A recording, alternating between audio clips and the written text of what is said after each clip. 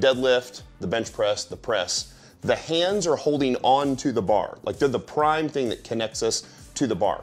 But on a squat, that's not the case. In a squat, the bar is really sitting on our back, and the hands are just there to keep the bar from rolling down the back. So we have to figure out how to put our hands in the right position for a right relationship with the barbell and the body, so that the back bears the load of the barbell and the weight, and not the hands, wrists, and elbows. Because when we do this wrong, we end up, squats often will cause tendonitis around the elbow, and specifically the medial epicondyle. And we want to try to protect this as much as we can. When this becomes a problem, it's hard to get rid of. And a correct squat grip, most of the time, will allow us to avoid that issue. So one of the things that I want to do on a squat grip is I want to try to get my grip as close as I can, because I want relatively vertical forearms. Now, the bigger you are, if you're like me, my grip is still pretty wide. Skinnier people, narrow people might have their, really will be able to put their hands right on top of their shoulders.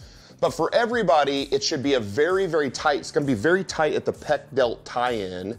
And in order to do that, we have a good friend, starting strength coach, Paul Horn, has invented what we call the Paul Horn stretch. You can check out that video, but I'm gonna give you a quick taste of it right now. So as you're trying to open up your shoulders to prepare for the squat, you can do a stretch that looks like this. Patrick, you're gonna take a grip with thumbs on top of the bar, and we'll get there here in a second. And he's gonna try to drive himself underneath and just stretch, and then come back out, and take a deep breath, come in a little bit, and breathe out. And come back out again, and narrow your grip a little more. And same thing, and you can just kind of rock back and forth, and the stretch is gonna be here on the front of the delt. Because our hands aren't holding the bar on the squat, I actually don't need to wrap my thumb around the bar on a squat like I would on all the other lifts. Instead, I wanna use compression between the bones of the wrist and the bones of the forearm into the elbow to hold the bar in place, which means the bar needs to push on the bottom pad of my hand to create the compression necessary to hold the bar in place on my back. But the weight of the bar primarily is gonna sit on your back, not in your hands. Conversely, if we wrap our thumbs around the bar and we get overextension of the wrist, it can lead to wrist problems, it can lead to tendonitis in the forearm or of the elbow, or if our grip is too wide and I have a big angle here, I end up with too much moment on the forearm and not enough compression. Therefore, it's not the compression that's holding the bar in place.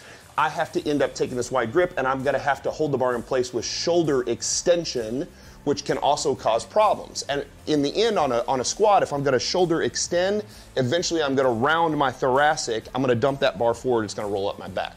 I want the bar to stay in place just below the spine of the scapula, so that's what we're gonna do. So I want you to take a grip that's as close as you can comfortably take. The wider it is, there's too much moment.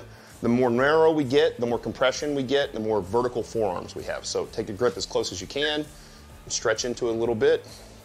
We're gonna put the bar just below the spine of the scapula here, so that's nice, it's below the top of the traps. Notice that can you lift your elbows up at all?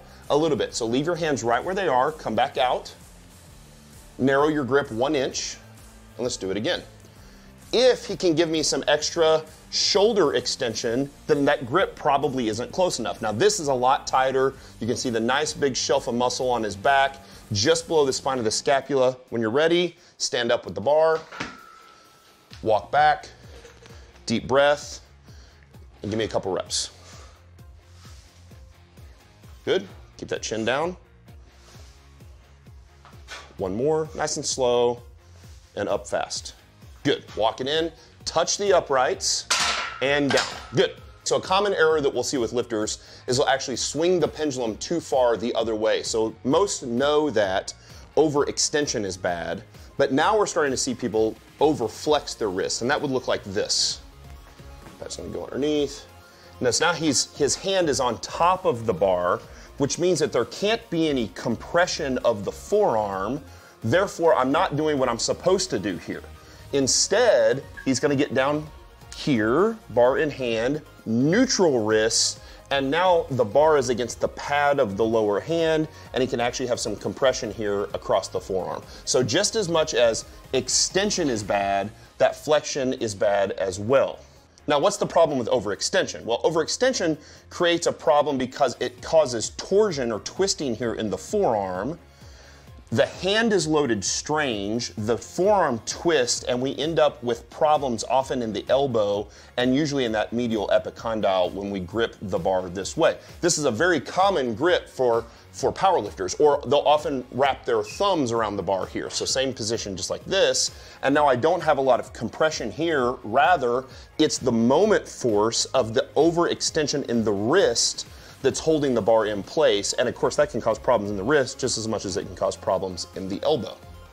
We want to feel the weight of the bar on our back and not in our hands, not at the base of the palm, not back in the fingers. And the more weight the hand bears, the better chance we have of having some sort of problems in the wrist, forearm, or elbow.